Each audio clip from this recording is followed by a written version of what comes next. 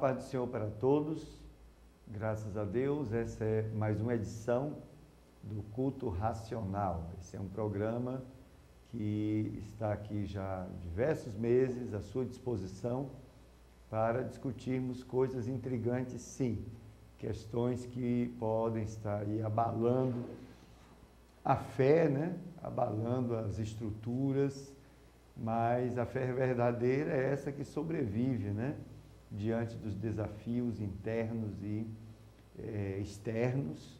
E o programa Culto Racional, ele tem essa proposta de trazer discussões em temas importantes que muitas vezes estão aí no âmbito da fé, mas sem serem tratadas, sem serem tocadas. E nós nos atrevemos aqui para buscar, né, a revelação, né, a verdade que o nosso Deus revelou sobre esses temas. A Bíblia é o livro mais atual que nós temos na humanidade. Ela fala para as pessoas do passado, fala para as pessoas do presente e fala para as pessoas do futuro. Mostra, inclusive, o destino da humanidade. Eu estive numa TV digital, uma outra TV digital em Brasília, dando entrevista. Era sobre ciência e fé, e entrou essa questão da Bíblia, né, se é um livro científico ou não. E a minha resposta foi: chamar a Bíblia, considerar a Bíblia um livro científico é desmerecer a Bíblia, né, as Santas Escrituras, porque a ciência, a atingibilidade da ciência é extremamente limitada, a ciência não responde tudo, e as Escrituras, elas são suficientes para dar respostas, né, ao homem, não só na sua vida terrena aqui, ela dá respostas para o homem, para a eternidade, para o seu futuro, para o seu destino, né? A Bíblia vê o homem como completo, né? Enquanto a ciência, que é materialista e ateia, vê o homem apenas a sua parte, digamos assim, material, e a imaterial, que a ciência vê, apenas a parte psicológica, mas as Escrituras identificam o homem como um ser que é composto de corpo, alma e espírito, né? ou parte material e parte imaterial, e, portanto, um ser que é eterno. Um ser que é eterno, que pode, né, saindo aqui da terra, saindo aqui desse plano, saindo desta vida, ele pode ir para uma vida eterna ou para uma morte eterna. Então, a Bíblia, ela é muito mais abrangente, ela é muito mais precisa, ela é muito mais verdadeira, que foi um Deus perfeito que revelou, do que os meus livros de ciência, do que os seus livros de ciência. E eu digo isso porque eu conheço um pouco, eu sou físico, trabalho com pesquisa, e eu sei até onde essas coisas vão. Não estou desmerecendo de forma alguma o mérito que a ciência tem. A humanidade está aí, desenvolvida, etc., por causa, sim, né, desse desenvolvimento científico, tecnológico, mas, portanto, tem o seu lugar, né? Mas a palavra de Deus, ela está acima de tudo isso. Então, nós buscamos na palavra de Deus respostas para muitas questões, né? Muitas questões que estamos vivendo, inclusive nesses dias, uma dificuldade essencial que está se formando aqui no Brasil e no Ocidente, né? Uma campanha mundial contra a família, contra a igreja, contra o cristianismo.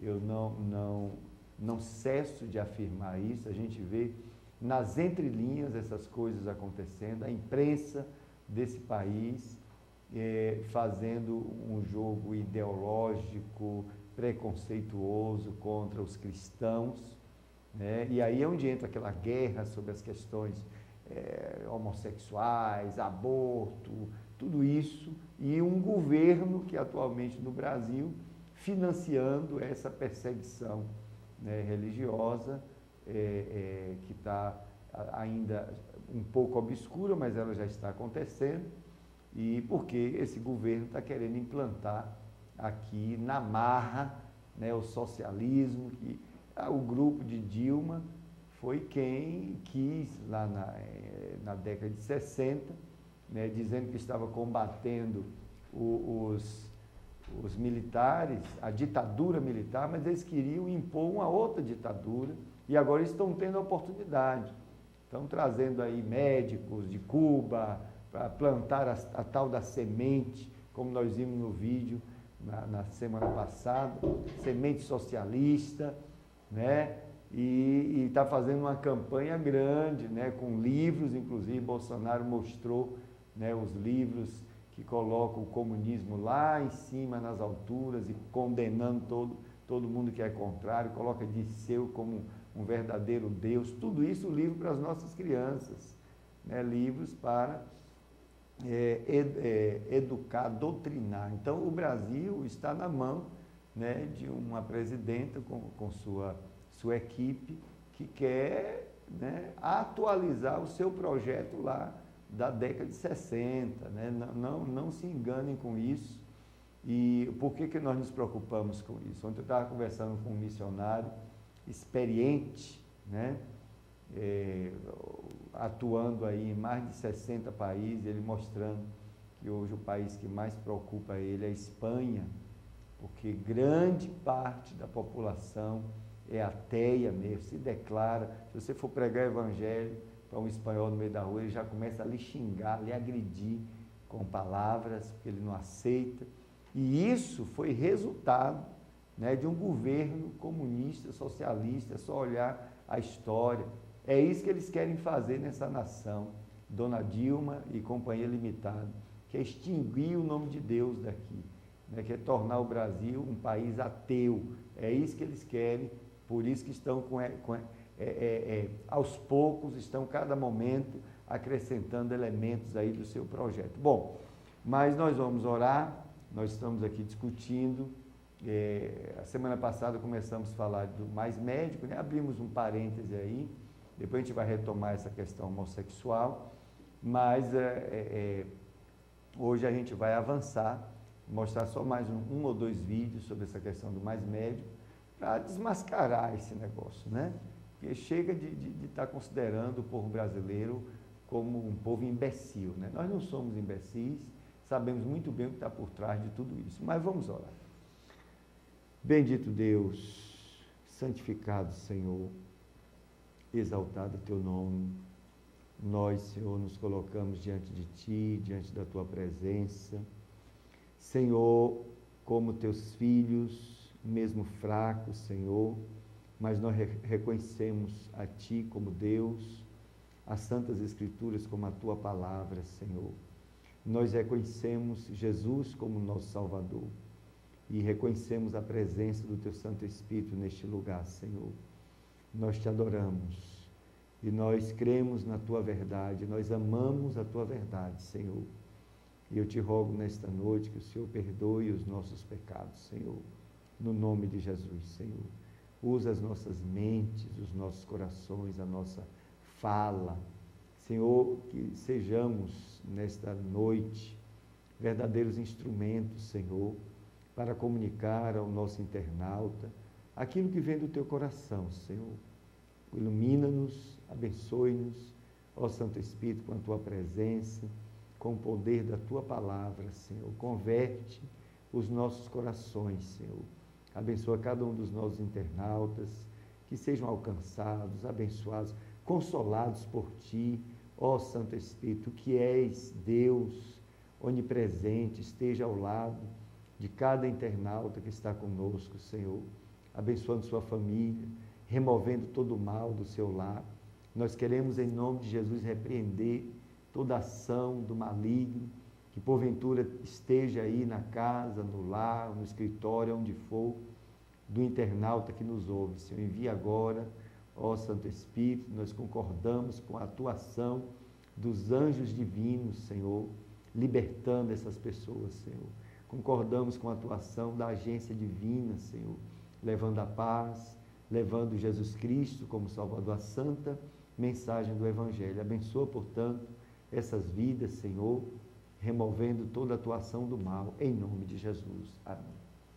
Eu também gostaria de convidar a todos para uma leitura, um texto muito conhecido, está em João capítulo 10, né? Versículos de 1 em diante, Jesus se apresentando como o bom pastor. E com esse texto, eu quero responder a seguinte pergunta, antes da gente falar do mais médico, né? Eu gostaria de responder a pergunta, o que Jesus falou sobre a alegria, né? O que Jesus falou sobre a alegria.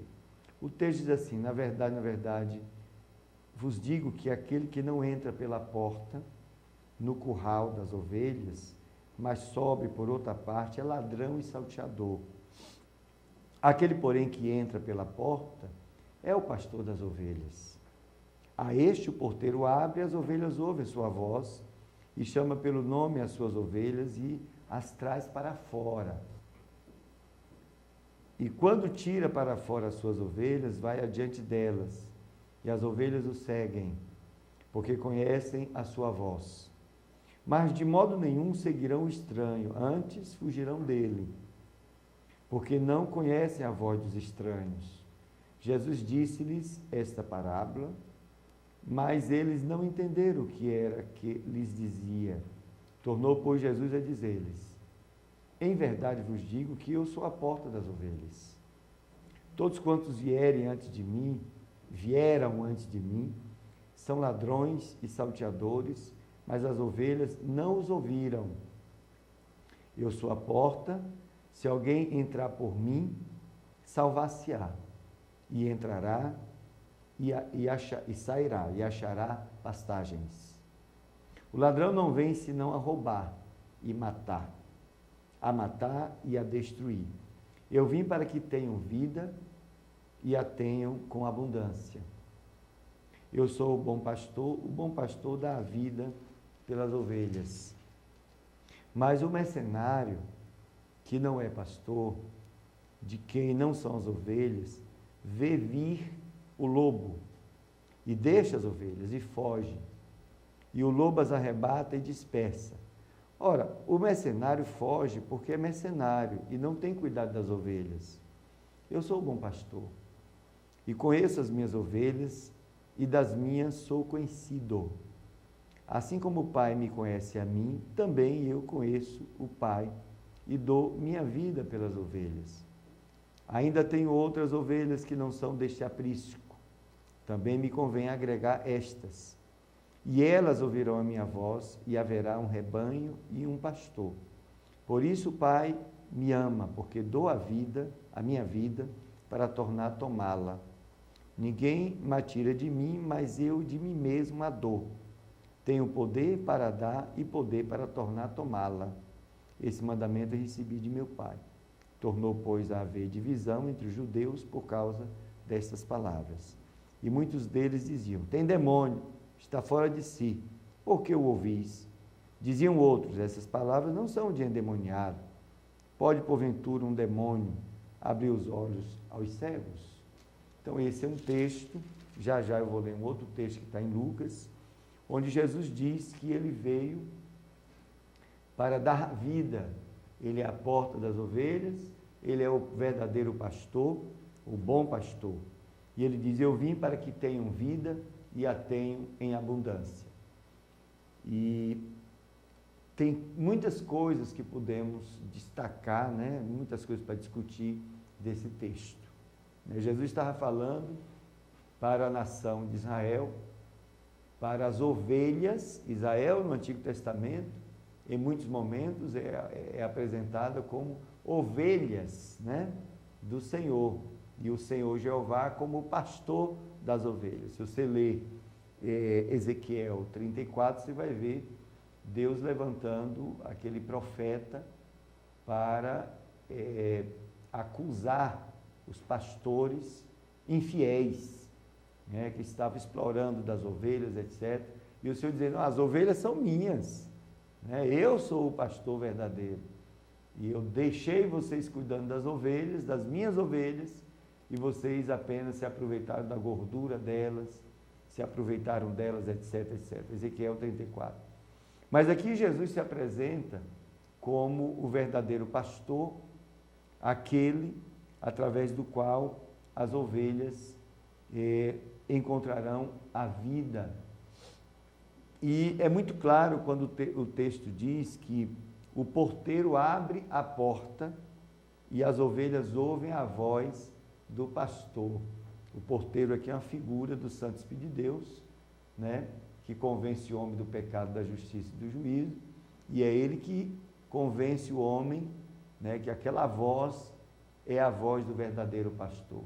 E diz a Bíblia que as ovelhas ouvem a voz do verdadeiro pastor, não ouve a voz do estranho.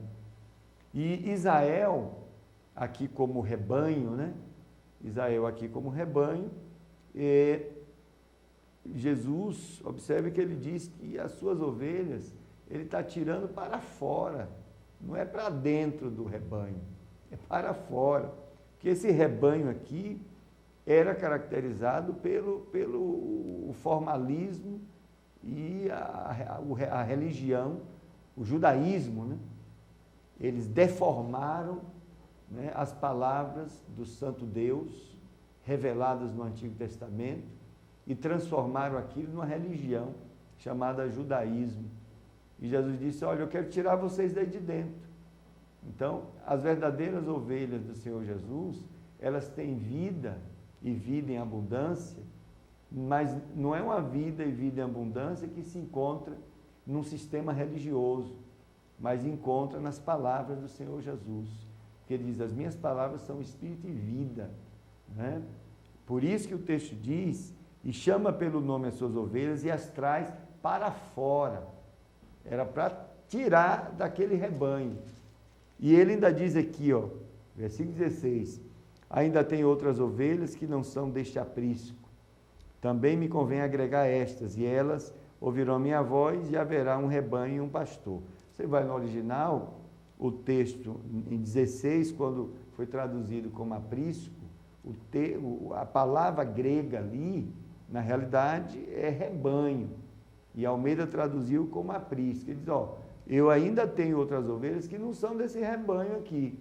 E eu vou atrás delas, se referindo aos gentios mesmo, né? Ou seja, a salvação trazida pelo bom pastor, a vida eterna trazida pelo bom pastor, é uma oferta para todos, né? Não só para a nação de Israel, mas para os gentios também. E eles insistiam em não entender isso, ou não querer entender isso. Eles achavam que Deus era só para eles. E aparece Jesus que diz: não, não, Deus amou o mundo de tal maneira que deu o seu único filho, para que todo aquele que nele crê não pereça, mas tenha a vida eterna. Então, todos os gentios, todos os povos que não são judeus, né, inclusive nós, né, herdamos a vida eterna por causa de que Deus escolheu assim. Porque Jesus disse: olha, eu vou atrás das minhas ovelhas, né, que não são desse rebanho, mas são minhas ovelhas, e elas ouvirão a minha voz. Não vão ouvir a voz do estranho, do mercenário. E quando elas ouvirem a minha voz, elas vão ter vida, e vida em abundância. Foi isso que Jesus disse, e ele deu a vida pelas suas ovelhas. Ele deu a vida para que eu fosse ovelha dele, para que eu me identificasse com ele, para que eu tivesse comunhão com ele. E é isso que tem que ser a fonte da minha alegria, né? E por isso que eu trouxe esse texto. Tem mais um texto que está em Lucas 10, eu não vou avançar muito nesse texto, porque a ideia é só resgatar esses dois elementos, né?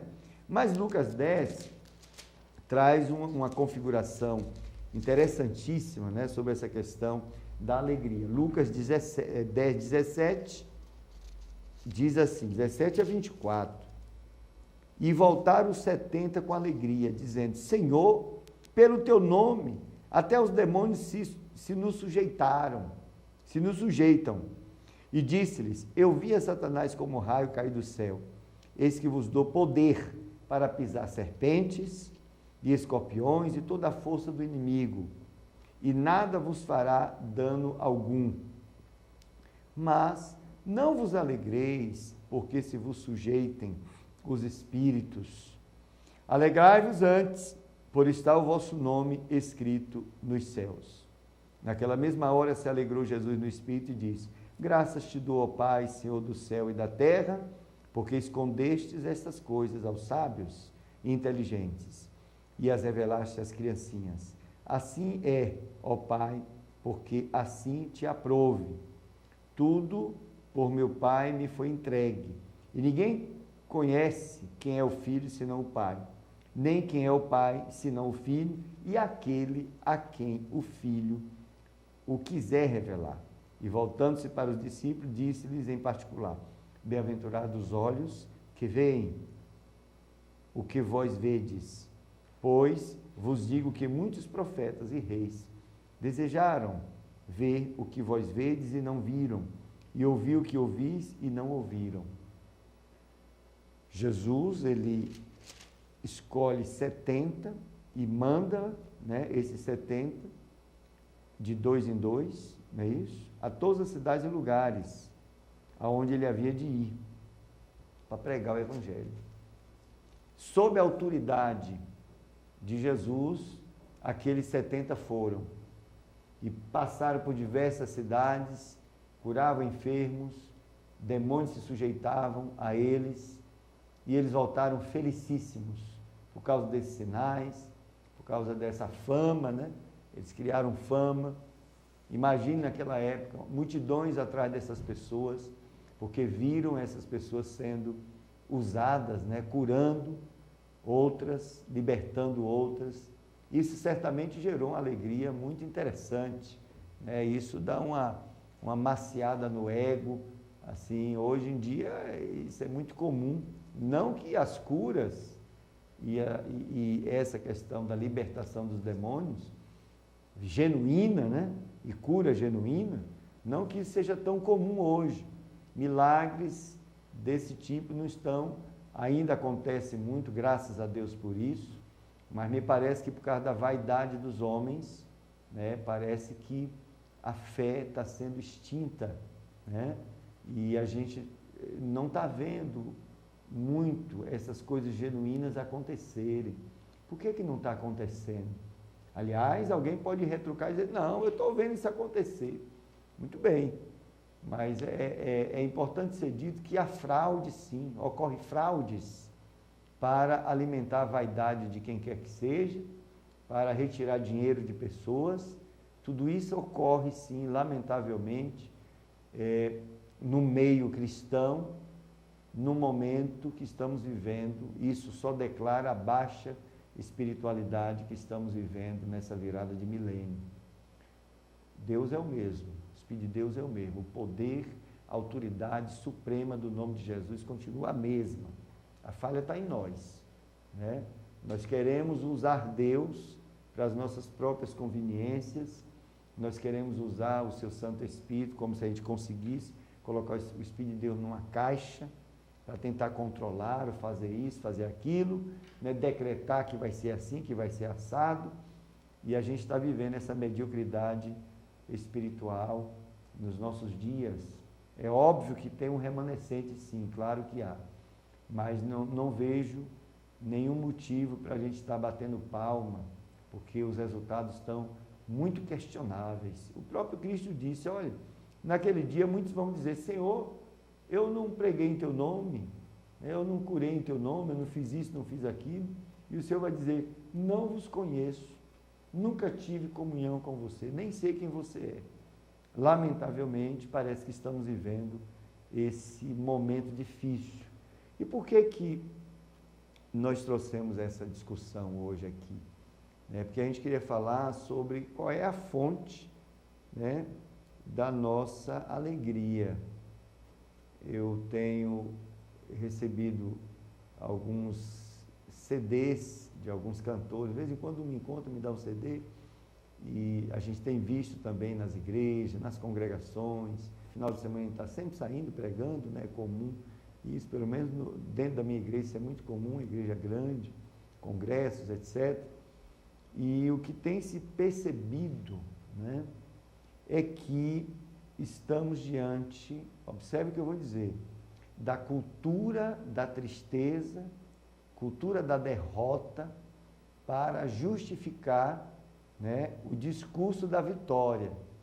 Parece estranho isso que eu estou dizendo, mas há no meio cristão hoje, vou repetir, uma cultura da derrota, uma cultura da tristeza para alimentar o discurso da vitória. As músicas falam de lamúrias, né? E depois vem a vitória. Irmão, as músicas são assim: irmão, não se preocupe, o teu dia vai chegar, né? Deus vai trabalhar por você e você vai ter a vitória. Irmão, eu sei que você chorou muito, mas suas lágrimas serão enxugadas, porque Deus está trabalhando por você e você vai ter a vitória, né? Irmão, eu sei que você teve muita derrota, mas quem te viu antes assim, hoje vai te ver por cima. Você vai estar num palco e essas pessoas que maltrataram você vão estar lá na plateia e você vai se vingar deles, porque Deus vai estar do teu lado, massacrando essa pessoa. Você vê as distorções, usa-se a Bíblia, claro que se usa a Bíblia, né? Mas numa aplicação extremamente equivocada. Só que isso virou música evangélica, contaminou as mentes aí das pessoas, dos milhares e milhares e milhares, e hoje a gente tem uma cultura da derrota, cultura da tristeza, mas para apresentar o discurso da vitória. E por que que isso é ruim? Por que que isso é ruim? Vou dizer já. Hoje nós temos também pregações que se inspiram em maldições, né? Excluem das pregações a relação do Pai eterno com o Filho.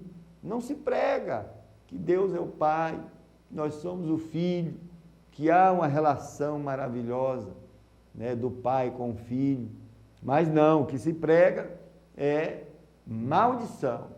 Se você está com uma dificuldade, se você ficou desempregado, você está na maldição. E venha fazer a campanha aqui, porque eu sou o pregador iluminado, que tem o poder para remover de você a maldição. Mas para isso, você vai fazer uma campanha de algumas semanas, cada semana você vai trazer R$100, e hoje a gente tem essa cultura de maldições que está enriquecendo muita gente, né? Lamentavelmente, usando-se a Bíblia. Pega textos isolados da palavra de Deus, fora do contexto, e começam a pregar coisa que Deus nunca disse, né? Bom, agora, cultura, portanto, da vitória, cultura da tristeza e derrota para justificar vitória, né? Tudo isso, contudo, que vitória é essa? Aí é onde está a questão.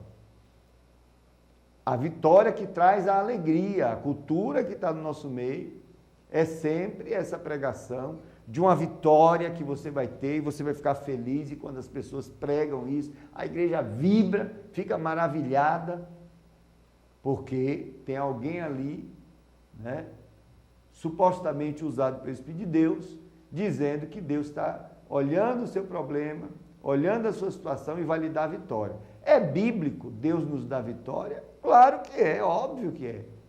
Só que essa vitória que se prega é sempre no âmbito material. A vitória que o irmão está ouvindo quando o pregador fala ou quando a música diz, é só no âmbito, né, das coisas materiais. E aí reside a nossa fonte de alegria. Por isso que eu toquei em alegria hoje. Então o irmão fica alegre porque ele está lutando aí para comprar um carro. Um exemplo. É digno trabalhar para comprar um carro? Claro que é digno, não estou condenando essas coisas, não. E aí, quando ele ouve a pregação, ele já está embebido numa cultura que, quando Deus diz, através daquela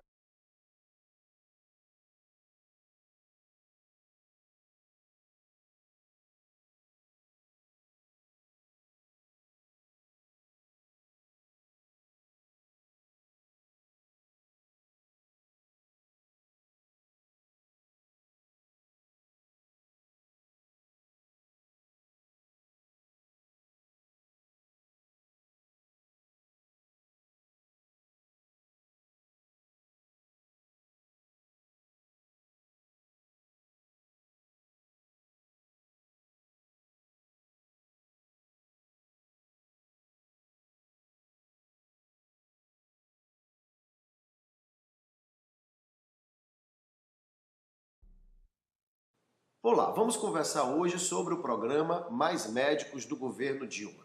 Bom, mas vamos contextualizar. Veja bem, a economia do Brasil não cresce. E não cresce por erro de estratégia do governo, que baseou o crescimento econômico no aumento de consumo. Os especialistas alertaram que essa política de crescimento baseada em aumento de consumo iria se esgotar. Se esgotou. O país então não cresce por outras questões. Infraestrutura ruim, carga tributária absurda. Mas o governo não ataca as causas do problema. O que é que o governo faz? Diminui o imposto sobre a venda de automóveis. Deixa a classe média alegre e tenta fazer com que a indústria automobilística volte a acelerar a economia. Bom, o governo Dilma trouxe, infelizmente, a inflação de volta. Ela é a presidente da inflação.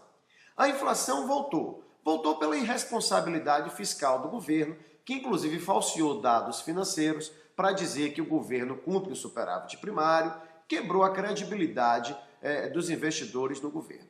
E, entre outros motivos, a inflação voltou por políticas equivocadas do governo Dilma.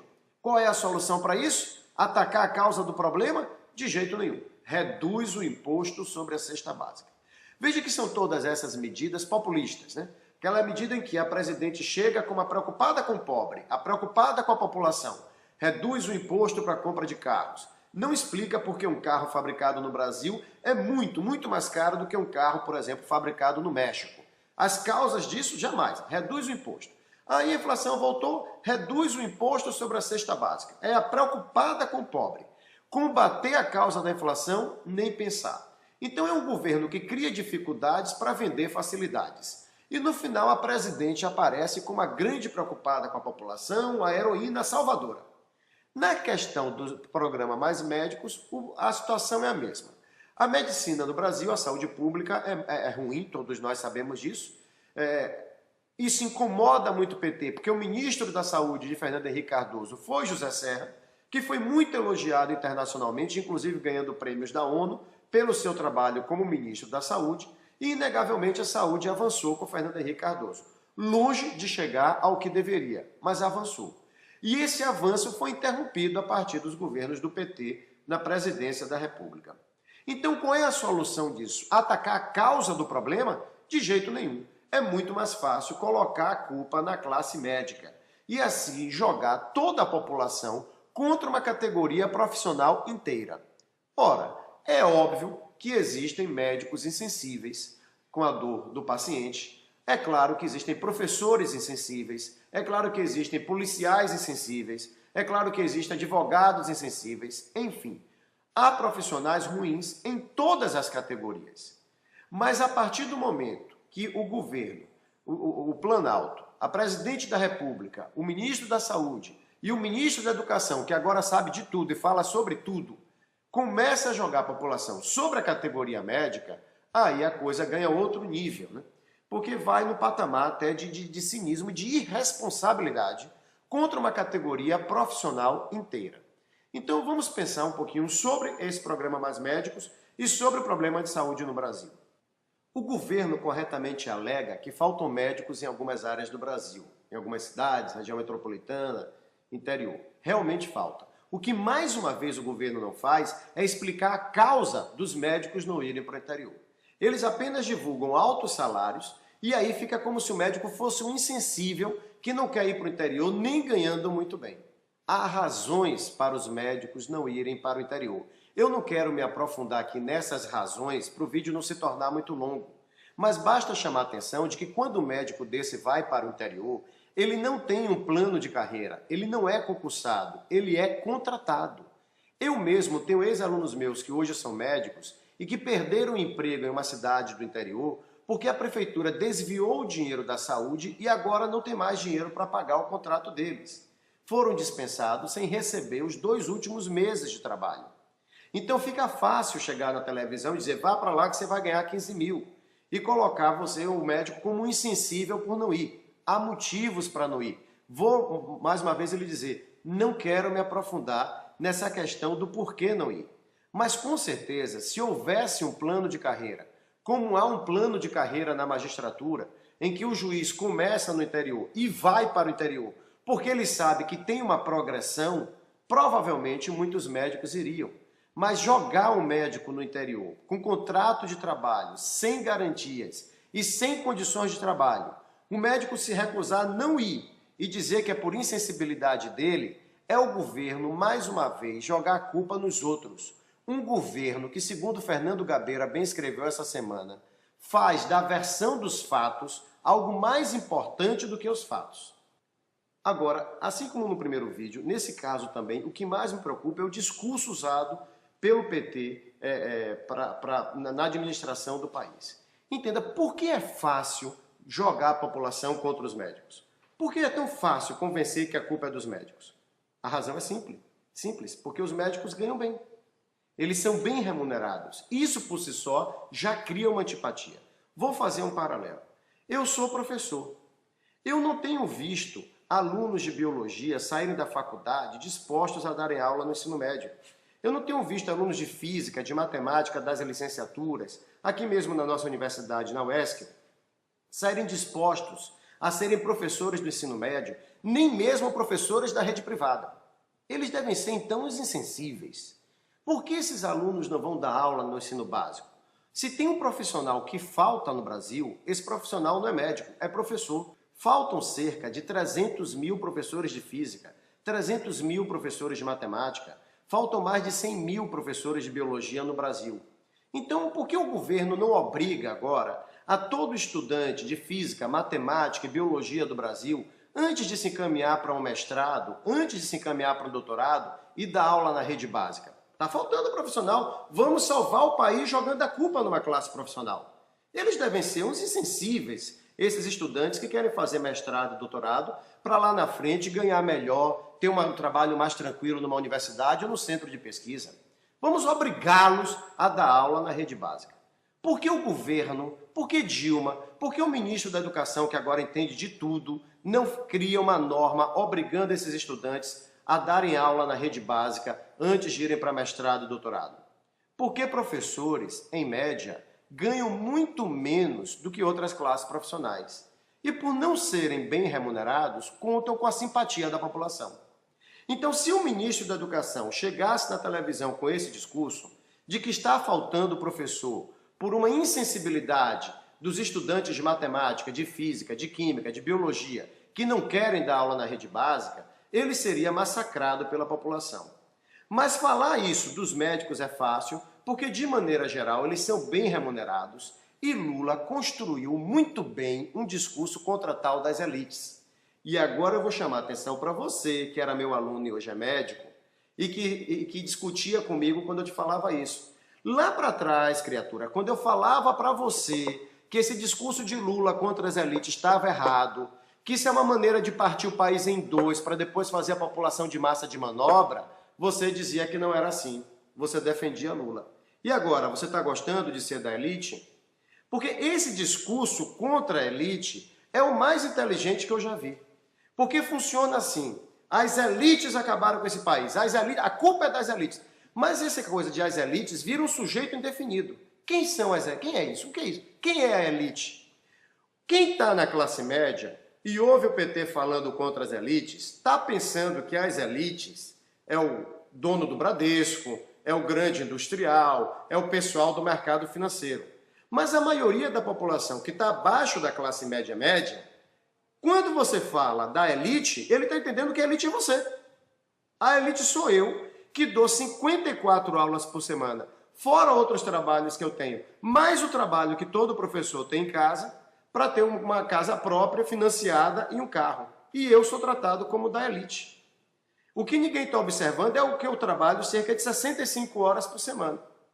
O que ninguém está observando quando chama o médico ele é da elite é o quanto ele estudou para se tornar médico e quanto ele está trabalhando, estudando, fazendo residência. O esforço individual não entra nessa contabilidade. O que entra é o discurso contra as elites. E acaba sendo o discurso inteligente porque, então, o camarada da classe média compra a ideia de que a culpa é das elites sem perceber que, para boa parte da população, a elite é ele. A elite é ele. Eu lembro de uma vez que eu fui chamado para uma entrevista, acabou virando um debate numa rádio aqui em Ilhéus, e a então vereadora, que era do PCdoB, era sobre cotas o debate, falava assim, os filhos dos trabalhadores, porque os filhos dos trabalhadores, os filhos dos trabalhadores. Então, quando chegou minha vez de falar, eu disse, eu quero dar um aviso. Eu quero avisar que os alunos do Colégio São Jorge, os alunos da Piedade, do Vitória, do Fênix, dos colégios particulares de Ilhéus, quero avisar que os pais deles trabalham. Eles são filhos de trabalhadores. Porque senão dá a impressão que todo mundo nasceu, esse pessoal todo nasceu em berço esplêndido e que ninguém está se esforçando para conseguir alguma coisa na vida. Então, quando você compra esse discurso contra as elites, desmembre isso para você perceber que isso é um discurso ideal para fazer da população massa de manobra e jogar uns contra os outros quando convém ao governo, que é o que aconteceu agora. Então você que quando era estudante, batalhando para entrar numa escola de medicina, aceitava esse discurso de Lula contra tal das elites, seja lá quem elas forem, você hoje está sendo vítima desse mesmo discurso, porque agora você viu como ele calhou bem na hora de jogar a população contra a sua classe profissional. Você que é da elite é um insensível, porque não aceita trabalhar nessas condições. Para finalizar, eu quero lançar aqui uma campanha, presidente Dilma, que vai aumentar a sua popularidade. É a campanha pela humanização dos pacientes. É nisso que seu governo tem que focar. Esqueça essa balela de humanizar os médicos, essa hipocrisia. Se preocupe em humanizar os pacientes, porque as imagens que nós temos da saúde pública no Brasil mostram que o seu governo não trata os pacientes, os doentes do país como eles merecem. É de uma forma que fere a dignidade humana. Então foque para que seu governo trate dignamente os doentes do nosso país. E a senhora pode começar esse projeto parando de cortar o orçamento da saúde. Porque no ano de 2012, o ministério que teve mais verba cortada foi o Ministério da Saúde. O seu governo desviou para outras finalidades mais de 5 bilhões de reais que estavam destinados à saúde. Se não fica fácil, presidente. A senhora retira 5 bilhões de reais do orçamento da saúde e depois a sua equipe aparece na televisão dizendo que o problema é a falta de humanidade dos médicos. Pense nisso, pense nessa campanha. Eu tenho certeza que a sua popularidade vai subir muito se a senhora, o seu governo, começar a tratar com dignidade os doentes do Brasil e começar a respeitar as classes profissionais do nosso país. Pense nisso. Até mais, até o nosso próximo vídeo.